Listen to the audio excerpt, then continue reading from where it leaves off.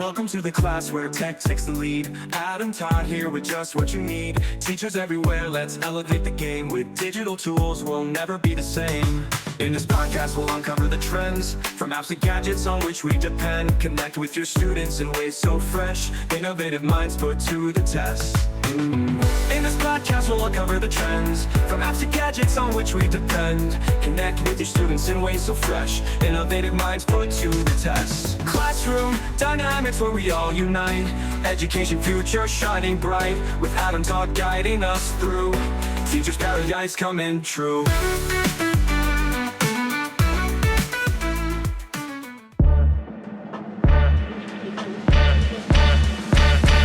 Classroom Dynamics is supported by Logitech. As education continues to evolve, so does Logitech Education, your partner in content creation for the classroom.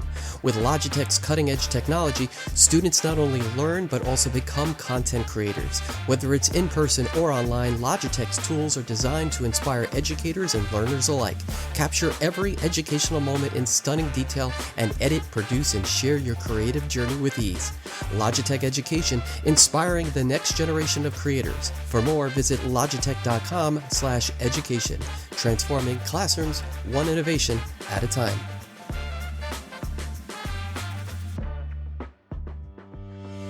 Welcome to Classroom Dynamics, the podcast where we get into the exciting world of technology and education.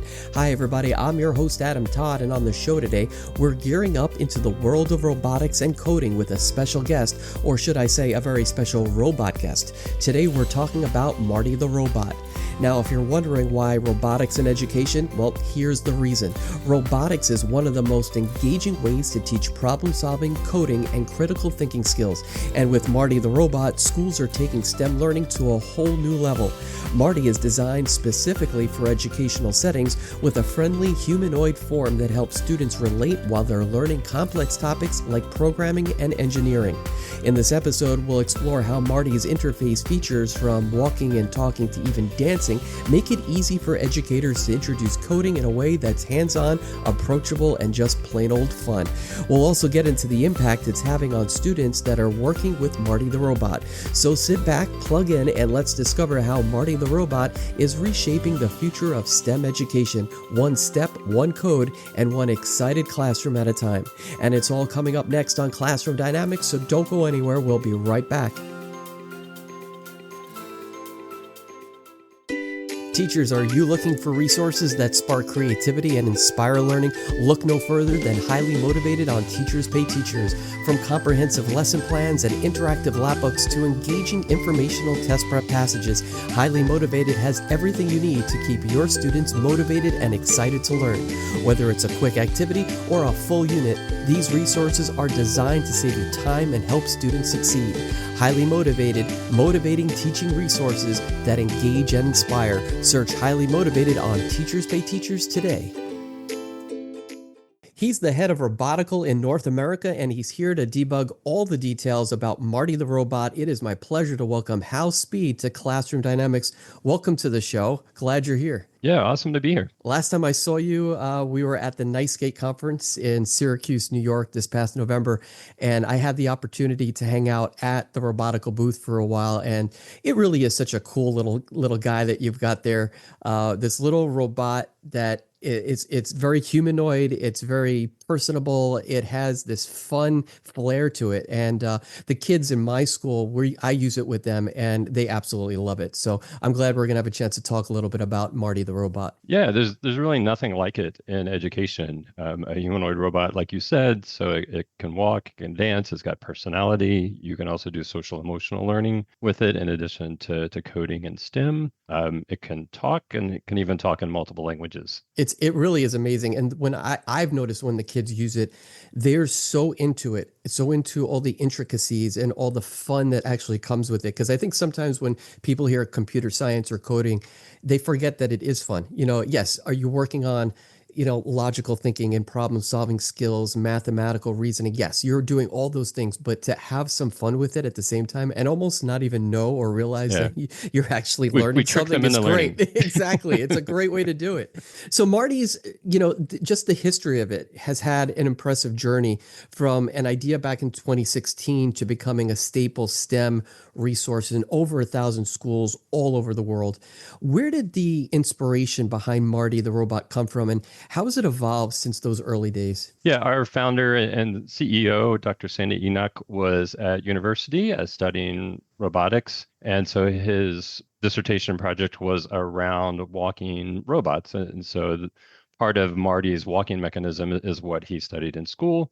And a little bit like Sal Khan and Khan Academy, he made a robotics kit for his niece and nephew to be able to learn robotics. And then that led to a Kickstarter and to a initial Marty V1, which was a kit for more for hobbyist enthusiasts, I would say, to build and put together. And then we did Marty V2, which is now an educational product, comes pre-assembled. So educators don't have to worry about building the robot, really focusing more on the teaching and learning aspects and computational thinking, and then the software coding and all the different coding environments that comes with Marty. I have to say it was really out of the box and out of the case almost instant. There's not much the teacher does have to do, which is a blessing because a lot of teachers sometimes don't want to get into something like this because they're afraid there's a little bit too much of the technical aspect to putting something together to get the ball rolling.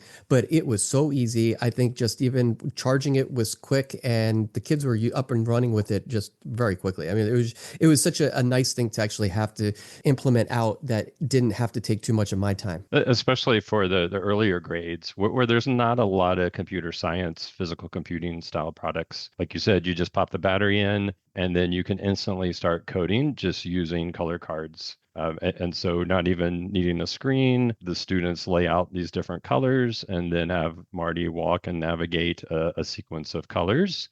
We're learning left and right. It's Marty's left and Marty's right.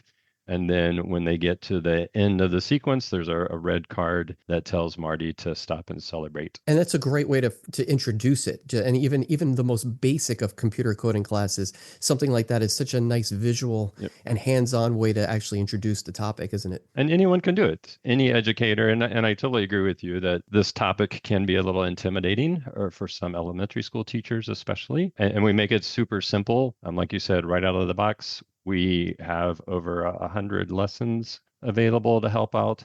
Also, some really simple introductory coding cards designed mainly for students, but teachers also can benefit from them too as they learn how to program and learn Marty if it's a new experience for them. And Marty is so engaging that the teacher, there's a lot that comes off of the teacher's shoulders because of that. That engagement factor is there. They don't have to reel the kids in. The kids, once they see Marty, it's just instant. They're like, oh, they're begging. They want to do it. Teachers. Yes. They want to do it. I heard a story just last month about the students were leaving for winter break, and they were genuinely disappointed that they were going to leave Marty in the classroom by itself and not have an opportunity to program Marty during the break. Isn't that amazing when you get that kind of aha, instant engagement focus? I mean, just the idea of that, to be able to run with it and have the kids then turn around. It's like when they're in a class with me sometimes and we're out of time and they're upset because they have to stop. It's that same factor, that same interest factor that I think gets those kids involved and thinking differently and wanting to be there, which is sometimes the hard part.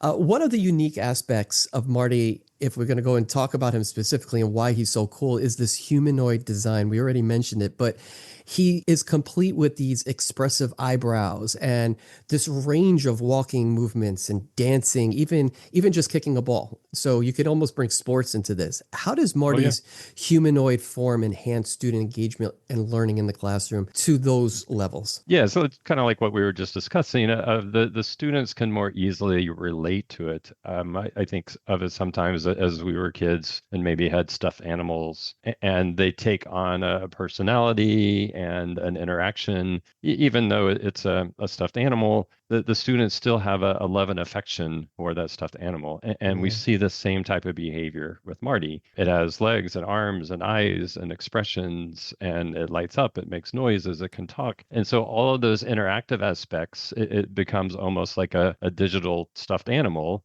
that brings that learning to life. And through that process, they're learning computational thinking and problem solving and coding and having fun doing it. There's also research out there, especially for some of the special needs students on the autism spectrum, that those students can better relate to a robot that looks more humanoid. And so it's a way to give emotions and words to emotions and help them better understand the SEL components in education by having a tool like Marty. And there's some academic research that supports that. And we also have a white paper that references some of that research. It's great information. And there was a study by the University of London recently that found that just coding in itself helps students with math, even reading. It trains the brain to recognize patterns, to, think step by step, almost like you have to if you're going to be a coder one day. Mm-hmm. So that's such a great way to bring it in too, because there's so much curriculum connection there. That curriculum level that you could reach out and bring math into it and reading into it. That speaks a lot for a little robot that is this fun, interactive kind of vehicle, so to speak, to those curriculum areas. And decomposition is a fundamental tenet of computational thinking, is something we use every day in our lives. But it also, as you said, lends itself really well to some of the other STEM subjects as well, is that you have to take these big, beefy problems, whether they're in math or physics or chemistry, and then decompose them into smaller bits and figure out how do you architect and put those together to solve the smaller problems and weave those together into the total solution. And so we can start doing that at a really young age with Marty. Right. I think, what is it, like 90% of the jobs today require some level of digital skill rather. Mm-hmm. And, if you have that digital skill level that's already that high, 90%, that, you have to really understand as an educator, as a parent, even as a student, that those are important tools going forward into careers that are going to be created in 5 or 10 years from now that are not available now. But what we're doing with those kind of things now can lead to amazing things with that down the line. Yeah, speaking of careers, the U.S. national CTE career clusters were recently updated to kind of reflect that thinking. So they changed some of their older like IT and STEM clusters into a more comprehensive cross-cutting cluster called digital technologies that is anticipating the future. So the career clusters now include subclusters for things like artificial intelligence and data science and autonomous vehicles and unmanned vehicles and things of that nature. And so you're right. Think about that kindergartner going into school this year or next year. What's the world going to look like 12 years from now? And just how pervasive software and technology and potentially even AI and machine learning are going to be in the world that they live in. Just that evolution of AI in itself in the last year and a half has exploded to the point where it is moving so fast. By the time you learn it and teach the kids, it's a whole new ballgame, Yes. Like literally the next day almost. And then we use Marty. I mean, we may discuss this in more detail in a little bit, but we also can train machine learning models with Marty to recognize images or recognize sounds, and then have the students create their own programs and then have Marty essentially become a voice prompt operated robot. But it's not using a large language model that some other company developed. This is the students collecting their own data, training their own model, and then writing their own program about what do they want Marty to do when they hear certain words or see certain objects. Can we have Marty teach a class? With maybe enough one training day. data, maybe. But I would start with a simple classification model of, what's a human, what's a robot, what's a ball, what's an apple, Right. what's a banana, what's a color, our audio prompts like Marty go forward or Marty dance. It's a great way to teach, the kids teaching almost themselves in a way through Marty, right? You're teaching language skills, you're teaching recognition, color, all those basics that younger kids are being taught as is, but now they're the ones who are actually flipping that script, so to speak, and teaching Marty how to recognize it. I think that's a great connection. Well, and I think administrators, everyone's nervous about large language models and how it's going to disrupt education. And we believe if we're teaching the fundamentals of what is going on, how does a neural network work? And this is more kind of for middle school and high school, but starting to introduce those basic concepts so that it's not a scary thing that they don't understand, so that when they do provide a prompt into a large language model, for example, they understand the mechanics of how that's working, and then they can still apply their human reasoning to, okay, is that a good answer, a bad answer? Do I have other sources? How does the model operating? Because I learned and created my own model, and so I now have a much better understanding of how these large language models work. Well, and you made a great point. You mentioned middle school and high school, and we already talked about elementary, but that just shows the range that Marty could actually be used in, which is really nice. It could be as simple and basic as taking a step forward or left or right, and as detailed and as explicit as actually teaching it to recognize certain things. Yeah. So And that's a nice little, gradient there. And that's really what we do here from educators, is that Marty is the most versatile robot that they've seen in K-12. It can start doing color cards for pre-K and kindergarten, and then move through block-based coding for pre-readers with pictures and images onto traditional blocks, similar to Scratch and code.org, and then even into a scripting language like Python, plus integration with Raspberry Pi and machine learning and data science and data capture. And so it's really one robot that can rule them all. And I've had teachers tell me if they could only have one robot in their classroom, they would pick Marty. Just because I agree with them. I agree with them 100%. I've done it with the fifth grade. You mentioned, the block coding like Scratch and code.org.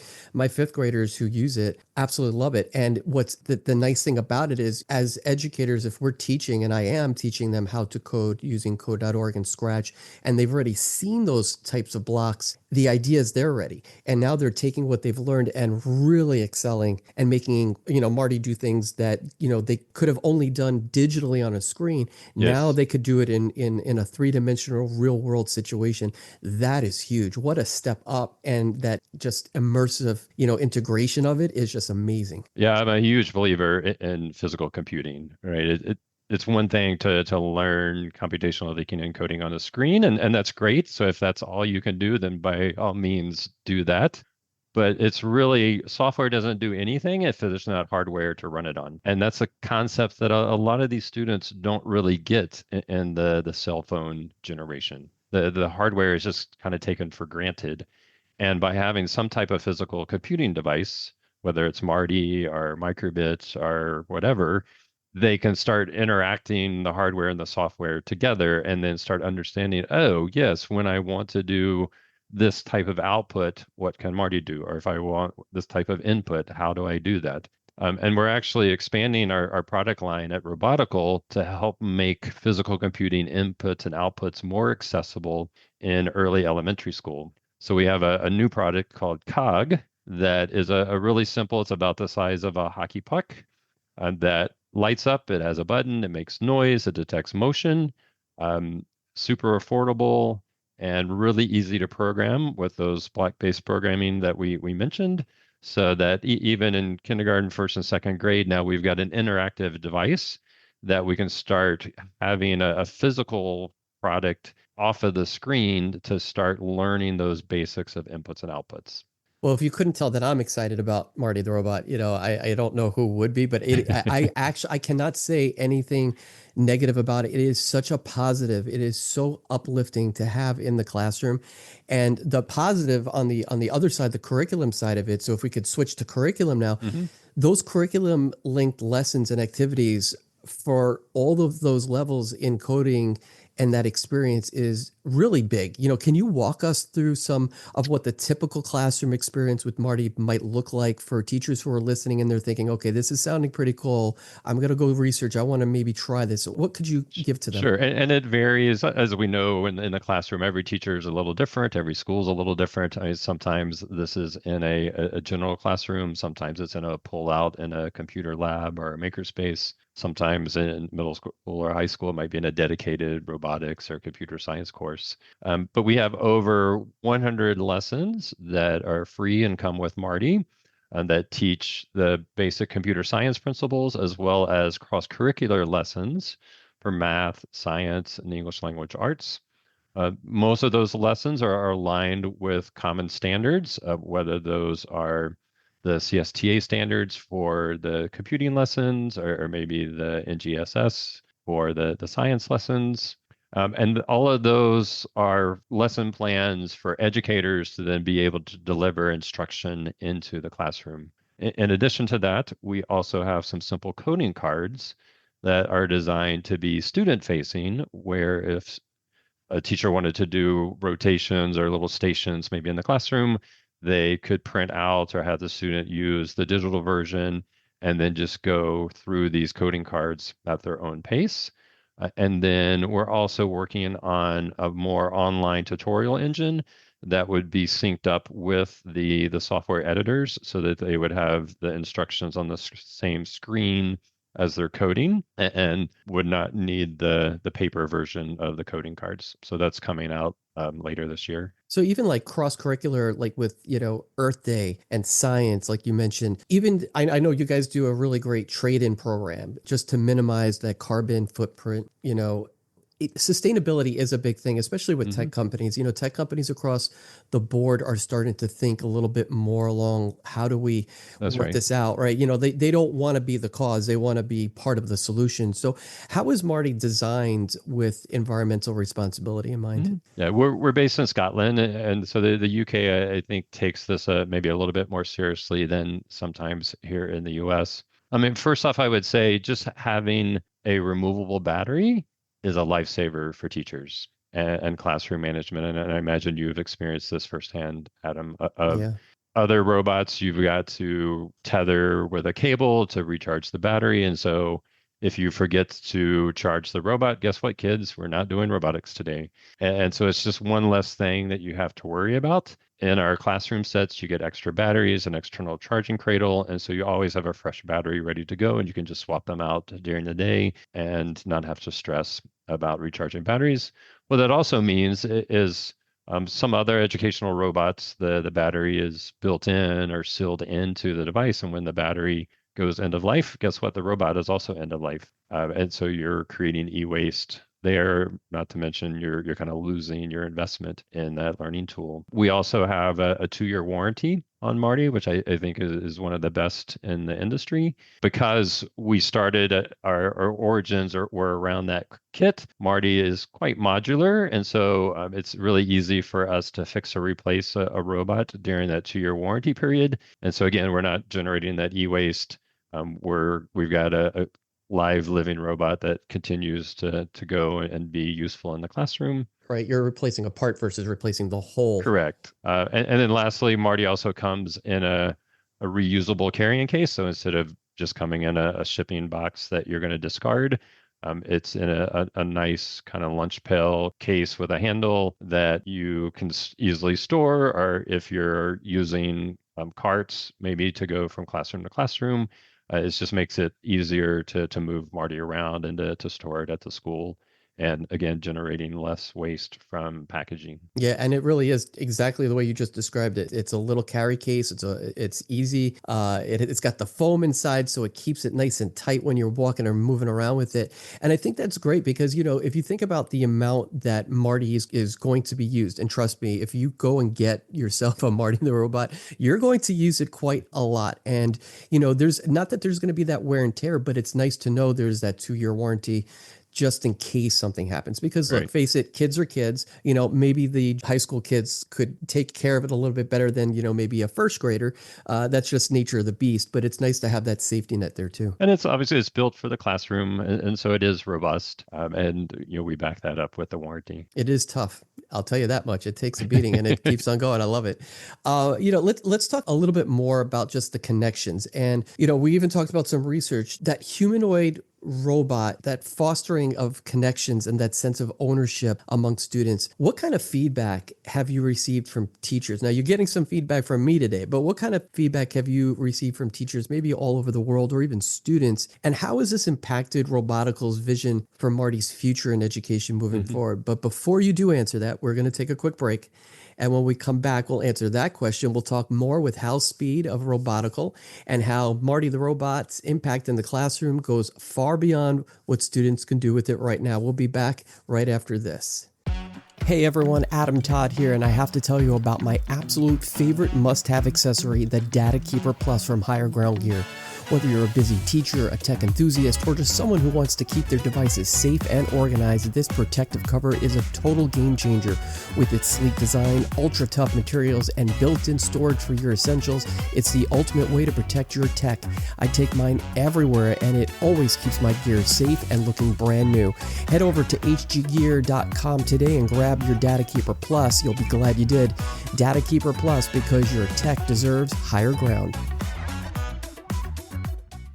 Every classroom has the potential to be extraordinary, and the Logitech Reach Adjustable Content Camera is your partner in making that happen. With its flexible arm and clear video, you can showcase everything from detailed drawings to live experiments, ensuring every student is engaged and involved. Whether you're teaching in person or online, Logitech Reach helps you connect with your students in a whole new way. Ready to take your lessons further? Visit logitech.com/reach and elevate your classroom to a whole new level.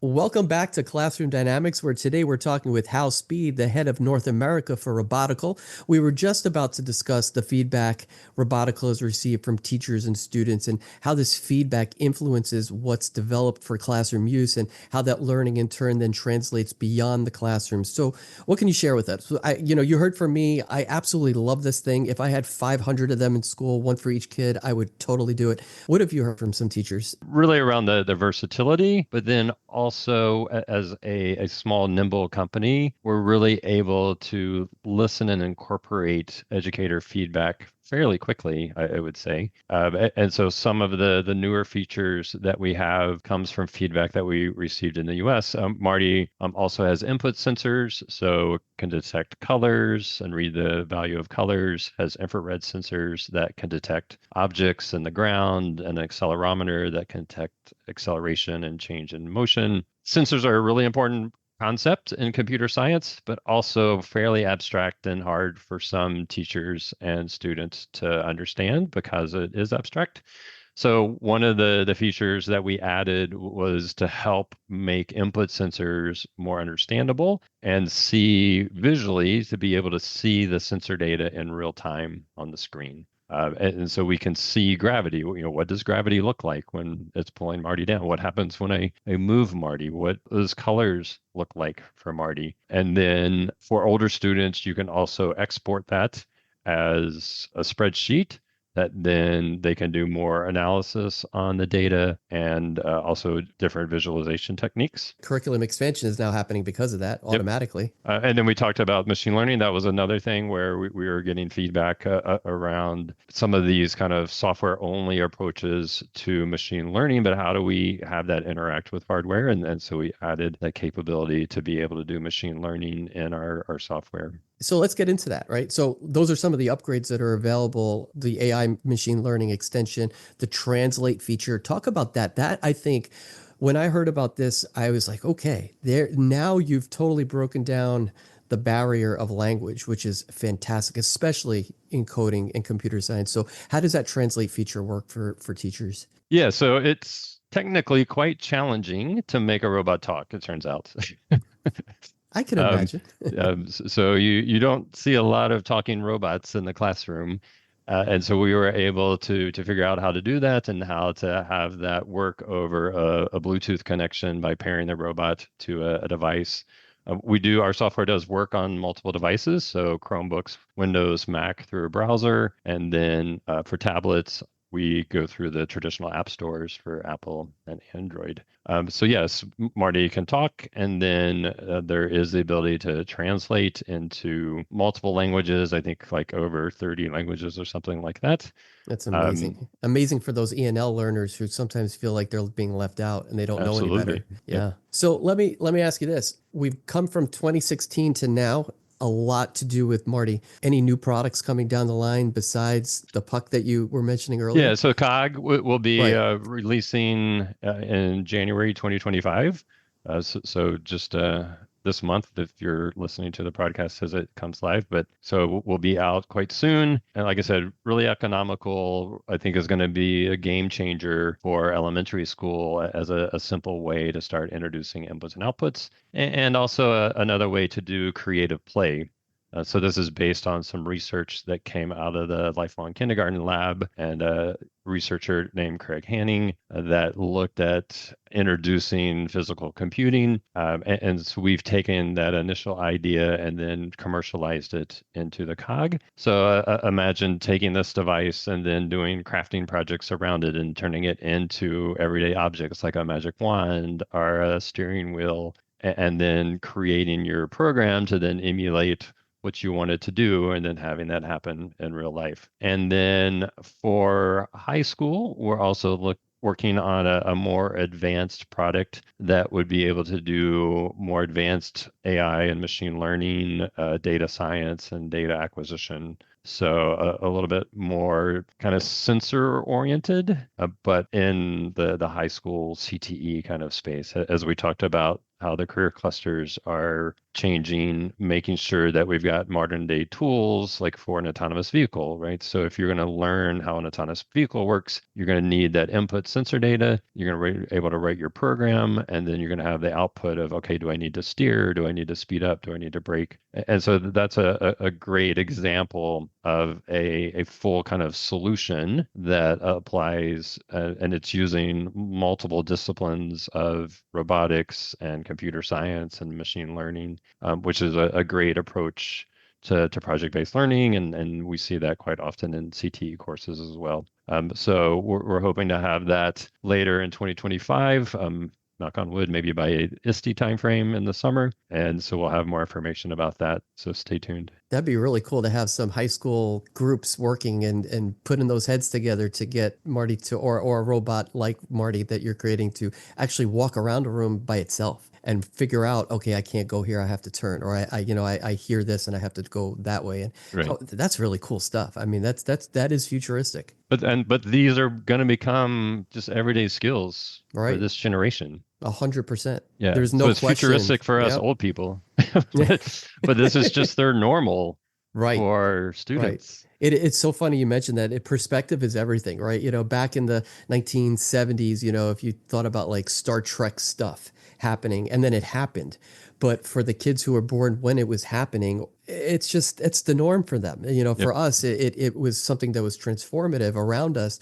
For them, it just is what it is. It's always been that way. Yeah, it really has. Exactly. Of course, you've always touched your phone. Right. Why would you have a cord on a phone? For heaven's sakes. I remember one of the first, this is funny you mentioned that. I remember one of the first times we received touch screens at school. Not every class had. I didn't even have in my room too much. And I remember some of the kids who were probably in that kindergarten, first grade like level, who would try to tap the screen and move things, and because they were getting used to an iPad or phone, and just it wasn't widely used as a touchscreen on a laptop just yet, or a desktop, and they're clicking it and it's not working. It's not working, but it's because that's all they knew. And you're right. I think it's broken. That's it. Because every screen should be touch. That's right. Yeah. Well, listen, this has been such a great conversation. It is clear that the feedback Robotical has gathered from teachers and students plays a huge role in shaping Marty's impact, from making STEM lessons more engaging to building skills that students are really going to carry beyond the classroom. Marty is more than just a tool. It's a physical gateway into the world of coding, their world of coding and engineering and problem solving. And I just can't say, enough of it. It is a fantastic tool. Every teacher, whether you teach computer science or not, should have it in their classroom. I really say that from the bottom of my heart. Thanks. Before we go, tell everyone where they can go to find out more about Marty, about Robotical, and how to get started if they want to get started with it. Yeah, so we're going to be in a few conferences in early 2025, TCEA in Texas in February, and then Q in California in March. If you're not able to make it into any of those conferences to see Marty, don't worry. Just go to our website, robotical.io, and you can request a free evaluation unit for 2 weeks. So there's a submission form right on the homepage there, and you can have Marty come visit your classroom for a couple of weeks and see firsthand just how it does light up the students' love of learning. with robotics and computer science. Go to that website and fill out that form. Do it. You will be happy that you did. I guarantee you.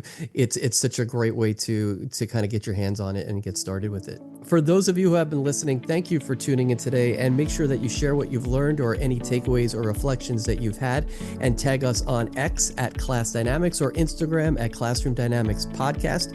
You can also find out all about us and our links, including information on our sponsors on Linktree, and that is at Classroom Dynamics. We always look forward to hearing your thoughts on our episode and sharing the different ways in which you're using what you've learned. You can also help support Classroom Dynamics with as little as $3 a month at classroomdynamicspodcast.buzzsprout.com.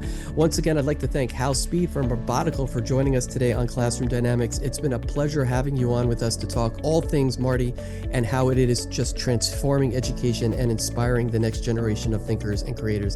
Thank you so much for the time today. Really appreciate it. My pleasure. And that brings us to the end of this episode of Classroom Dynamics, where knowledge and inspiration meets innovation. I hope you've enjoyed today's discussion and found it both insightful and uplifting. As always, my goal is to provide you with practical strategies, engaging stories, and powerful insights that can fuel your motivation as an educator. I believe when knowledge and inspiration do come together, incredible things can happen in your classroom. And for all of you who think it's too late to strengthen your craft, I challenge you to make it your mission to do so. You've worked hard to get to where you are today, and it's never too late to infuse new life into your work. So why not make today that day to do so? I'm Adam Todd, and you've been listening to Classroom Dynamics, a teacher podcast. You can follow Classroom Dynamics on X at Class Dynamics and on Instagram at Classroom Dynamics Podcast.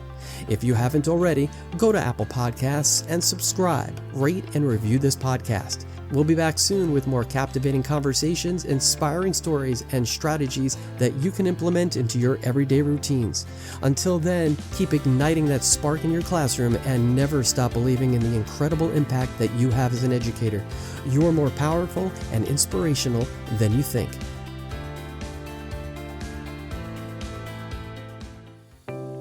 Did you miss our episode, Understanding the Reading Brain in a Digital World, a conversation with Dr. Marianne Wolf? Well, if so, join me as I sit down with Dr. Marianne Wolf, renowned cognitive neuroscientist and literacy advocate, to unlock the secrets of the reading brain in a digital world.